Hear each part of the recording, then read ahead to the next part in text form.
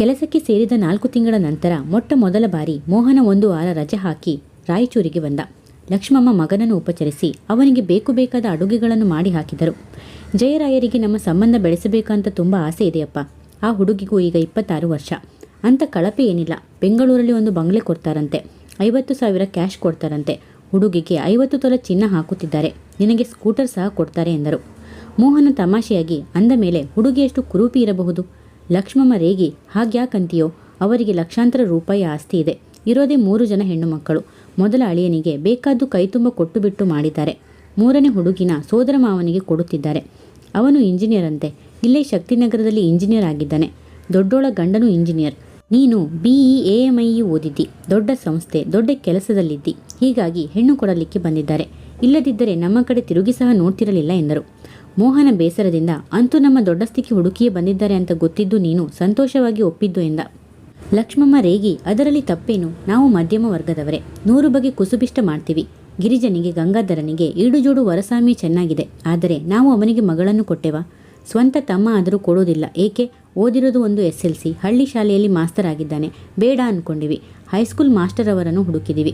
10-20 ಸಾವಿರ ಖರ್ಚು ಮಾಡೋ ನಮಗೆ ಇಷ್ಟು ಅಹಂಕಾರ ಇದ್ದ ಮೇಲೆ ಲಕ್ಷಾಂತರ ರೂಪಾಯಿ ಖರ್ಚು ಮಾಡುವ ಅವರಿಗೆ ಎಷ್ಟು ಅಹಂಕಾರ ಇರಬೇಕು? ಮೋಹನ ಸುಮ್ಮನಾದ. ಗಿರಿಜಾಳ ವಿವಾಹ ಸಮಯದಲ್ಲಿ ಆ ಕಡೆಯಿಂದ ಕೇಳಿಕೆ ಬಂದಿದ್ದರೂ ತಾವೆಲ್ಲ ಗಂಗಾಧರನಿಗೆ ಕೊಡಲು ಒಪ್ಪಿರಲಿಲ್ಲ. ಹಳ್ಳಿವಾಸ, ಪ್ರೈಮರಿ ಸ್ಕೂಲ್ ಮಾಸ್ಟರ್ ಎಂದು. ಈಗ ತಾಯಿ ಹೇಳಿದರಲ್ಲಿ ಅರ್ಥವಿದೆ ಎನಿಸಿತು. ಜಯರಾಯರು ಮತ್ತೊಮ್ಮೆ ಬಂದು ಹೋದರು. ಮಾರನೇ ದಿನ ಅವರ ಮಗಳನ್ನು ನೋಡಿ ಬರಲು ಹೋಗುವುದೆಂದು ನಿಶ್ಚಯವಾಯಿತು. ಅದೇ ಊರಿನಲ್ಲಿ 20-25 ವರ್ಷ ವಾಸವಿದ್ದರೂ ಅವರ ಬಂಗ್ಲೆಯನ್ನು ದೂರದಿಂದ ಮಾತ್ರ ನೋಡಿದ್ದ ಮೋಹನ. ಲಾಯರ್ ಜಯರಾಯರೆಂದರೆ ಆ ಊರಿನ ಅತಿ ಶ್ರೀಮಂತ ಪ್ರತಿಷ್ಠಿತ ಜನ. ಜಯರಾಯರ ತಂದೆ ಭೀಮರಾಯರು, ಅವರ ತಂದೆ ಮಧ್ವರಾಯರು ವಕೀಲರಾಗಿ ಸಾಕಷ್ಟು ಗಳಿಸಿದರು. 3 ತಲೆಮಾರುಗಳಿಂದ ಗಳಿಸಿದ ಶ್ರೀಮಂತಿಕೆ. ಮಧ್ಯಮ ವರ್ಗದ ಹೆಂಗಳೆಯರಿಗೆ ಜಯರಾಯರ ಹೆಂಡತಿಯೊಡನೆ ಒಂದು ಗಳಿಗೆ ನಿಂತು ಮಾತಾಡುವುದು ಕೂಡ ಹೆಮ್ಮೆಯ ಸಂಗತಿ. ಅಂಥವರು ತಮ್ಮ ಮಗನಿಗಾಗಿ ತಾವಾಗಿ ಮುಂದೆ ಬಿದ್ದು ಹೆಣ್ಣು ಕೊಡುತ್ತಿರುವರಲ್ಲ ಎಂದು ಲಕ್ಷ್ಮಮ್ಮನಿಗೆ ಆನಂದ. ಆ ದಿನ ಗುರುವಾರ. ತಂದೆ ತಾಯಿಯೊಡನೆ ಮೋಹನ್ ಅವರ ಮನೆಗೆ ಹೋದ. 3 ಜನ ಆಗುತ್ತದೆ ಎಂದು ಮನೆತನದ ಪುರೋಹಿತರಾದ ಶ್ರೀನಿವಾಸ ಶಾಸ್ತ್ರಿಗಳು ಬಂದಿದ್ದರು. ಜಯರಾಯರು ಕಾರು ಕಳಿಸಿದರು. ಮೋಹನ ಕೊಂಚ ಮುಜುಗರದಿಂದ, ಏಕೆ, ಹಾಯಾಗಿ ನಾವು ಆಟೋ ಮಾಡಿಕೊಂಡು ಹೋಗಬಹುದಾಗಿತ್ತು ಎಂದ. ಶಾಸ್ತ್ರಿಗಳು ಅಟ್ಟಹಾಸದ ನಗೆ ಚೆಲ್ಲಿ, ಇನ್ಮೇಲೆ ಆಟೋ ಗೀಟೋ ಮರೆತು ಬಿಡ್ರಿ ಇಂಜಿನಿಯರ್ ಸಾಹೇಬ್ರೆ. ರಾವುಜಿಯವರ ಮನೆಯಲ್ಲಿ 2 ಕಾರಿದೆ. ನೀವು ಹೊರಗೆ ಕಾಲಿಟ್ಟರೆ ಕಾರು ಕಳಿಸ್ತಾರೆ ಎಂದರು. ಮೋಹನನಿಗೆ ರೇಗಿತು. ಅವರ ಮನೆಯಲ್ಲಿ ಕಾರ್ ಇರಬಹುದು, ಆದರೆ ನಾವು ಹೊರಗೆ ಕಾಲಿಟ್ಟರೆ ಅವರು ಯಾಕೆ ಕಾರು ಕಳಿಸಬೇಕು? ಇವತ್ತೇನು ಅನಿವಾರ್ಯ, ಅವರ ಮನೆಗೆ ಹೊರಟಿದ್ದೀವಿ ಎಂದ. ಮೋಹನನ ಕೋಪ ಲೆಕ್ಕಿಸದ ಶಾಸ್ತ್ರಿಗಳು, ದೇಶಾವರಿ ನಗೆ ಬಿರಿ. ರಾವುಜಿಯರಿಗೆ ನಿಮ್ಮನ್ನು ಅಳಿಯಂದ್ರಾಗಿ ಮಾಡಿಕೊಳ್ಳಬೇಕು ಅಂತ ತುಂಬ ಆಸೆ ಇದೆ. ಅವರಿಗೆ ಇರೋದೇ 3 ಜನ ಹೆಣ್ಣು ಮಕ್ಕಳು. ಹೀಗಾಗಿ ನೀವು ರಾಜ ವೈಭವದಲ್ಲಿ ಇರಬಹುದು ಎಂದರು. ಆದರೆ ನಮಗೂ ಮನಸ್ಸು ಹೃದಯಗಳಿವೆ. ಅವರ ಹುಡುಗಿ ಬೇಕೋ ಬೇಡವೋ ನಿರ್ಧರಿಸಬೇಕಾದವನು ನಾನು. ರಾವುಜಿ ಆಸೆಪಟ್ಟ ಮಾತ್ರಕ್ಕೆ ಅವನ ಅಳಿಯ ಹೇಗೆ ಆಗ್ತೀನಿ ಎನ್ನುವವನಿದ್ದ. ಅಷ್ಟರಲ್ಲಿ ಎಲ್ಲರೂ ಕಾರಿನ ಬಳಿ ಬಂದಿದ್ದರು. ಚಾಲಕನ ಗಮನ ಸೆಳೆಯುವಂತೆ ಅವರ ಮನೆಯ ಬಗ್ಗೆ ಮಾತುಕತೆ ಬೇಡವೆಂದು ಸುಮ್ಮನಾದ. ಅವನ ತಂದೆ ನಾರಾಯಣರಾಯರು, ಇರಲಿ, ಮದುವೆ ಆದರೆ ದೈವ ಸಂಕಲ್ಪ, ಸ್ವಾಮಿ ಚಿತ್ತಕ್ಕೆ ಬಂದರೆ ಆಗುತ್ತೆ. ಅವರು ಆಸೆ ಪಡೋದು, ನಾವು ಆಸೆ ಪಡೋದು ಯಾವುದೂ ಮುಖ್ಯವಲ್ಲ ಎಂದು ಭರತವಾಕ್ಯ ನುಡಿದರು. ಕಾರು ಚಲಿಸಿತು. ಬಂಗ್ಲೆಯ ಒಳಭಾಗದ ಕಾಂಪೌಂಡ್ ಒಳಗೆ ಕಾರು ನಿಂತಾಗ ಚಾಲಕ ಇಳಿದು ಬಾಗಿಲು ತೆರೆದ. ಹೊರನೋಟಕ್ಕೆ ವೈಭವಪ್ರದವಾಗಿ ಕಾಣುತ್ತಿದ್ದ ಬಂಗಲೆ 2 ಭಾಗಕ್ಕೂ ಸೊಗಸಾದ ತೋಟ. ಕಾಲು ಹಾದಿ ಸಾಗಿ ಒಳಭಾಗಕ್ಕೆ ಬಂದಾಗ ಹುಡುಗಿಯ ತಾತ 80 ವರ್ಷದ ಭೀಮರಾಯರು ಬಂದು ಸ್ವಾಗತಿಸಿದರು. ಹಜಾರದ ಸೋಫಾ ಮೇಲೆ ಕೂಡಿಸಿದರು. ವೃದ್ಧ ಮುತ್ತೈದೆ ಭೀಮರಾಯರ ಪತ್ನಿ ಹಾಗೂ ಜಯರಾಯರ ಪತ್ನಿ ಅವರು ಬಂದು ಸ್ವಾಗತಿಸಿದರು. ಈಗ ಬಂದಿರಾ ಎಂದು ಲಕ್ಷ್ಮಮ್ಮನವರನ್ನು ಔಪಚಾರಿಕವಾಗಿ ಮಾತಾಡಿಸಿದರು. ಅಡುಗೆಯವರು ತಂದ ಐಸ್ ಹಾಕಿದ ತಣ್ಣನೆ ಕಿತ್ತಳೆ ರಸ ಸೇವನೆ ಆಯಿತು. ಒಂದು ಥರದ ಶ್ರೀಮಂತಿಕೆಯ ಬಿಗುವಿನ ವಾತಾವರಣ ಮೋಹನನಿಗೆ ತುಂಬ ಮುಜುಗರವಾಗಿತ್ತು. ನಾರಾಯಣರಾಯರು ಸೌಜನ್ಯದಿಂದ, ಎಲ್ಲಿ ಜಯರಾಯರು ಕಾಣ್ತಿಲ್ಲವಲ್ಲ ಎಂದರು. ಭೀಮರಾಯರು ಹೆಚ್ಚುಗಾರಿಕೆಯಾಗಿ, ಅಯ್ಯೋ, ನಮ್ಮ ಜಯಾಗೆ ಒಂದು 28 ಪ್ರೆಸಿಡೆಂಟ್ ಗಿರಿಗಳು, ಅದ್ಯಾವು ಬೋರ್ಡ್ ಚೇರ್ಮನ್ ಗಿರಿಗಳು ಗಂಟು ಬಿದ್ದಿವೆ. ಇದರ ಜೊತೆಗೆ ವರ್ತಕರ ಸಂಘದ, ಮಾರಾಟ ಸಹಕಾರ ಸಂಘದ ಡೈರೆಕ್ಟರ್ ಬೇರೆ. ಇವತ್ತು ಅದರ ಮೀಟಿಂಗ್ಗೆ ಬೇರೆ ಹೋಗಿದ್ದಾನೆ. 4 ಗಂಟೆಗೆ ಹೊತ್ತಿಗೆ ಬರ್ತಾನೆ. ನೀವು ಕೊಂಚ ವಿಶ್ರಾಂತಿ ತಗೊಳ್ಳಿ, ಬರ್ತಾನೆ ಎಂದವರು ಸೊಸೆಗೆ, ಅಮ್ಮ ಕ್ಯಾಸೆಟ್ ಹಾಕು, ನಮ್ಮ ಬಾಲಮುರಳಿ ಕಚೇರಿದು ಎಂದರು. ಆಕೆ ಸ್ಟುಡಿಯೋದಲ್ಲಿ ಒಂದು ಕ್ಯಾಸೆಟ್ ಹಾಕಿದಳು. ಧ್ವನಿ ಸುರುಳಿಯಿಂದ ಮಧುರವಾದ ಸಂಗೀತದ ಮೋಹನ ರಾಗ ತೇಲಿ ಬಂತು. ಸಂಗೀತ ಕೇಳುತ್ತಾ ಎಲ್ಲರೂ ತನ್ಮಯರಾದರು. ಮೋಹನನ ಮನಸ್ಸು ವ್ಯಗ್ರವಾಗಿತ್ತು. ಏನಿವರ ಸೌಜನ್ಯರಹಿತ ವರ್ತನೆ? 4 ಗಂಟೆಯ ಮೇಲೆ ಬರುವುದಿದ್ದರೆ ಈಗಿನಿಂದ ನಮ್ಮನ್ನು ಇಲ್ಲಿ ತಂದು ಕೊಳೆ ಹಾಕಿದ್ದೇಕೆ? ಆಗಾಗ ಬಿಗುವಾಗಿ ಔಪಚಾರಿಕವಾಗಿ ಮಾತಾಡಿಸುತ್ತಿದ್ದ ಜಯರಾಯರ ಪತ್ನಿಯ ಜೊತೆ ತಾಯಿ ಹಾರ್ದಿಕವಾಗಿ ಮಾತಾಡಿದ್ದು ಸಹ ಅವನಿಗೆ ಬೇಸರವಾಯಿತು. ಜಯರಾಯರ ಪತ್ನಿ ಸುನಂದಮ್ಮ ಹಾಗೂ ಅವರ ಅತ್ತೆ ಜಯಮ್ಮ ಭಾರೀ ಜರಿಯ ಸೀರೆ ಉಟ್ಟು ವಜ್ರದ ಹಾರಗಳಿಂದ ಅಲಂಕೃತರಾಗಿದ್ದರು. ಕಿವಿಯಲ್ಲಿ ಜಗಜಗಿಸುವ ವಜ್ರದ ಓಲೆಗಳು, ಕೈತುಂಬ ಚಿನ್ನದ ಬಳೆಗಳು, ಅವರೆದುರು ಸಣ್ಣ ಜರಿಯಂಚಿನ ಇದ್ದ ಒಂದೇ ರೇಷ್ಮೆ ಸೀರೆ. 10 ಬಾರಿ ಆಕೆ ಅದನ್ನು ಉಪಯೋಗಿಸಿದ್ದರು. ಉಟ್ಟ ಹಳೆ ಕಾಲದ ಬೆಂಡೋಲೆ, ಚಿನ್ನದ ಗುಂಡು, ಕರಿಮಣಿ ತಾಳಿಯ ಕೊರಳು, ಗಾಜಿನ ಬಳೆಗಳು ತುಂಬಿದ ಕೈ, ಕೆನ್ನೆ ತುಂಬ ಅರಿಶಿಣ, ಹಣೆಯಲ್ಲಿ ಅಗಲವಾದ ಕುಂಕುಮದ ತಾಯಿ ಲಕ್ಷ್ಮಮ್ಮ ಬಿಚ್ಚೋಲೆ ಗೌರಮ್ಮನಂತೆ ಕಾಣುತ್ತಿದ್ದರು. ಎಲ್ಲಿ ನಿಮ್ಮ ಹೆಣ್ಣು ಮಕ್ಕಳು ಕಾಣಿಸ್ತಾ ಇಲ್ಲವಲ್ಲ? ಲಕ್ಷ್ಮಮ್ಮ ಕೇಳಿದಾಗ ದೊಡ್ಡವಳಿಗೆ ಮಧ್ಯಾಹ್ನದ ನಿದ್ರೆ ಇಲ್ಲದೆ ತಲೆನೋವೇ ಬಂದುಬಿಡುತ್ತೆ. 1 ಗಂಟೆ ಊಟ ಮುಗಿದ ಮೇಲೆ 4 ಗಂಟೆಯ ಮೇಲೆ ಅವಳು ಹೇಳೋದು.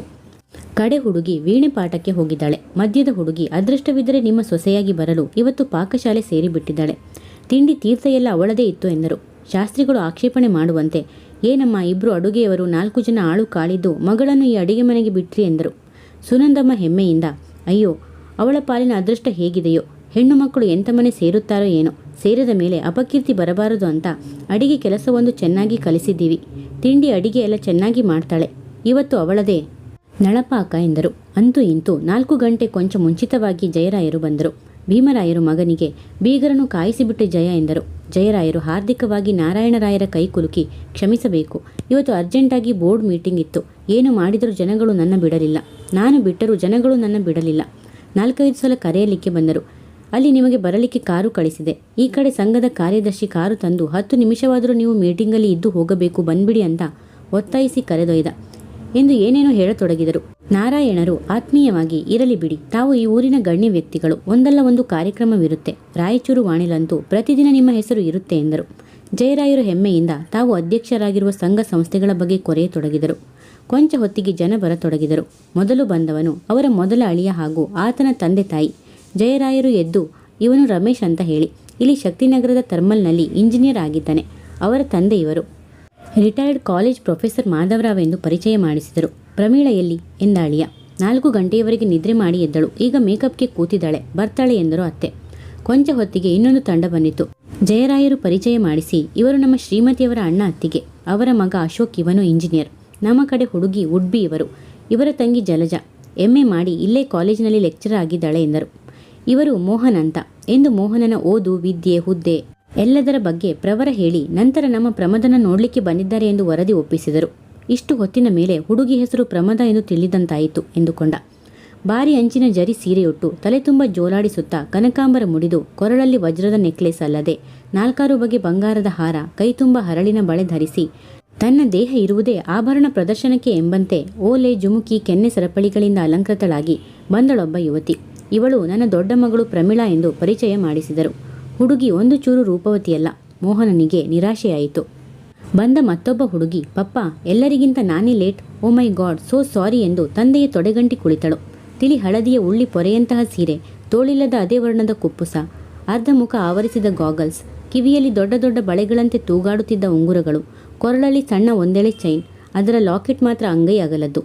ಸಂಘ ಹರಳಿನ ಅಂಗೈ ಅಗಲದ ಪದಕ ಉಬ್ಬಿದ ಎದೆಯ ಮೇಲೆ ಜೋತಾಡುತ್ತಿತ್ತು.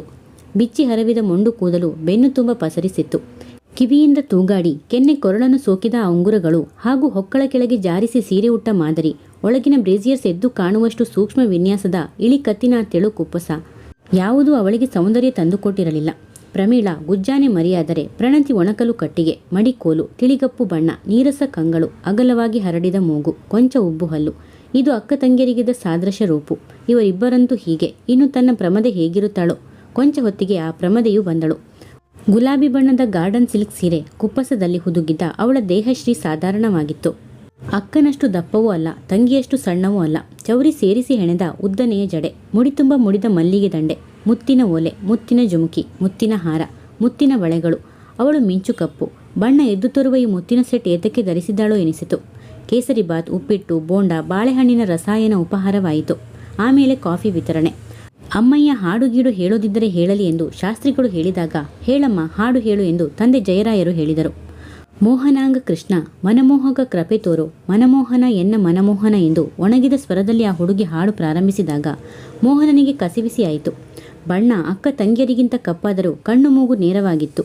ಉಬ್ಬು ಹಲ್ಲಿರಲಿಲ್ಲ. ಅಕ್ಕ ತಂಗಿಯರು 3 ಜನರಲ್ಲಿ ಅವಳ ರೂಪವೇ ವಾಸಿ. ಅಂತೂ ಮೋಹನರಾಯರನ್ನು ಬಲೆಗೆ ಹಾಕಿಕೊಂಡಳು. ಮೊದಲ ಬೀಗಿತ್ತಿ ನುಡಿದಾಗ ದೊಡ್ಡ ಜೋಕ್ ಹೇಳಿದಂತೆ ಎಲ್ಲರೂ ಗಹಗಹಿಸಿ ನಕ್ಕರು. ಮೋಹನ ಮನದಲ್ಲಿ ಮತ್ತಷ್ಟು ಜಿಗುಪ್ಸೆಯಿಂದ ಮಿಸುಕಾಡಿದ. ಜಾತಕ ನೋಡಿಬಿಡಿ ಶಾಸ್ತ್ರಿಗಳೇ. ಶಾಸ್ತ್ರಿಗಳು ಮೂಗಿಗೆ ಕನ್ನಡಕ ಏರಿಸಿ ಪಂಚಾಂಗ ತಿರುವಿ ಹಾಕುತ್ತಾ ಮೋಹನ ಹಾಗೂ ಪ್ರಮದಳ ಜಾತಕ ನೋಡಲಾರಂಭಿಸಿದರು. ಆಹಾಹಾ, ದಿವ್ಯ ಯೋಗ! ಈ ಹುಡುಗನಿಗೆ ನಿಮ್ಮ ಹುಡುಗಿಯ ಜಾತಕ ಹೇಳಿ ಮಾಡಿಸಿದ ಹೊಂದಿಕೆಯ ಜಾತಕ. ಒಳ್ಳೆ ಲಕ್ಷ್ಮೀನಾರಾಯಣರ ಹಾಗೆ ಮುಂದೆ ಅನುರೂಪ ದಾಂಪತ್ಯ ಎಂದು ಗಟ್ಟಿ ದನಿಯಲ್ಲಿ ಉದ್ಗಾರ ತೆಗೆಯಲಾರಂಭಿಸಿದರು. ಗ್ರಹ ಮೈತ್ರಿಕೂಟ ನೋಡಿ, ನಾಡಿಕೂಟ ನೋಡಿ, ಏಕನಾಡಿ ಆಗಲ್ಲ ತಾನೆ ಎಂದು ವೃದ್ಧರಾದ ಭೀಮರಾಯರು ಮತ್ತೆ ಮತ್ತೆ ಕೇಳಿದ್ದೆ. ಅದಕ್ಕೆಲ್ಲ ಜೋಯಿಸರು ಉತ್ತರಿಸುತ್ತಾ, ಗ್ರಹ ಮೈತ್ರಿಕೂಟ ಹೇಳಿ ಮಾಡಿಸಿದ ಹಾಗಿದೆ. ಗಂಡ ಹೆಂಡತಿ ಮುಂದೆ ಹಾಲು ಸಕ್ಕರೆ ಹಾಗೆ ಹೊಂದಿಕೊಂಡಿರುತ್ತಾರೆ. ಇದು ಹೇಳಿ ಮಾಡಿಸಿದ ದಾಂಪತ್ಯ. 24 ಗಣಗಳು ಕೂಡಿ ಬರುತ್ತೆ ಎಂದವರು. ಹುಡುಗನಿಗೆ ರಾಜಯೋಗ ಇದೆ. ಹುಡುಗಿ ಕಾಲ್ಗುಣದಿಂದ ಮುಂದೆ ಅವನು ತುಂಬ ಅಭಿವೃದ್ಧಿಗೆ ಬರ್ತಾನೆ. ಹುಡುಗಿ ಹೊಕ್ಕ ಮನೆಯವರ ಪಾಲಿಗೆ ಧನಲಕ್ಷ್ಮಿ ಆಗುತ್ತಾಳೆ ಎಂದು ಹೇಳುತ್ತಿದ್ದಂತೆ ಭೀಮರಾಯರು ಸಂಭ್ರಮದಿಂದ, ಹುಡುಗನಿಗೆ ರಾಜಯೋಗವಿದೆಯೇ ಎಂದು ಕೇಳಿದರು. ಹೌದು ಸ್ವಾಮಿ, ಗಜಕೇಸರಿ ಯೋಗವಿದೆ ಜಾತಕದಲ್ಲಿ. ಇದಕ್ಕೆ ರಾಜ್ಯಪ್ರಾಪ್ತಿ ಯೋಗ ಅಂತಾರೆ ಎಂದರು. ಮೋಹನನಿಗೆ ದಿಗ್ಭ್ರಾಂತಿಯಾಯಿತು. ಭಾರತದಲ್ಲಿ ರಾಜರಾಣಿ ಅವರ ಪದ್ಧತಿ ಮಾಯವಾಗಿಯೇ 30-40 ವರ್ಷಗಳು ಉರುಳಿ ಹೋದವು. ಈತ ರಾಜ್ಯಪ್ರಾಪ್ತಿ ಯೋಗ ಎಂದು ಉಡಾಫೆ ಹೊಡೆಯುವುದಕ್ಕೂ ಸಂತೋಷ ಪಡಿಸಿಕೊಳ್ಳುತ್ತಿದ್ದಾರೆ. ಅಂತೂ ಇಂತೂ ಜಾತಕ ನೋಡುವ ಕಾರ್ಯಕ್ರಮ ಆಯಿತು. ಪ್ರಿಯ ವೀಕ್ಷಕರೇ, ಈ ಕಥೆ ನಿಮಗೆ ಇಷ್ಟವಾದರೆ ಒಂದು ಲೈಕ್ ಮಾಡಿ, ಕಮೆಂಟ್ಸ್ ಮಾಡಿ, ಶೇರ್ ಮಾಡಿ, ಸಬ್ಸ್ಕ್ರೈಬ್ ಮಾಡಿ ಮತ್ತು ಬೆಲ್ ಐಕಾನ್ ಅನ್ನು ಕ್ಲಿಕ್ ಮಾಡಿ. ಇದರಿಂದ ನನ್ನ ಎಲ್ಲ ವಿಡಿಯೋಗಳ ನೋಟಿಫಿಕೇಶನ್ ನಿಮಗೆ ಬೇಗನೆ ತಲುಪುತ್ತದೆ. ಕಥೆ ಕೇಳಿದ್ದಕ್ಕೆ ಧನ್ಯವಾದಗಳು.